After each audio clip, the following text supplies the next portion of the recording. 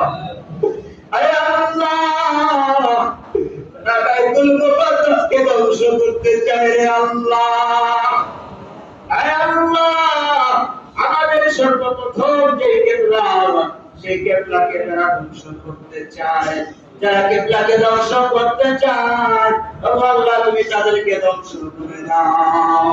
হে আল্লাহ, ইহুদি মুসলিমকে হিদায়াত দাও, ও মালিক তাদের হিদায়াত না থাকলে ধ্বংস করে দাও। কত বাহিনীকে তুমি ধ্বংস করে দিয়েছো। হে আল্লাহ, তুমি আমার আগামীর মাথা লাগাও।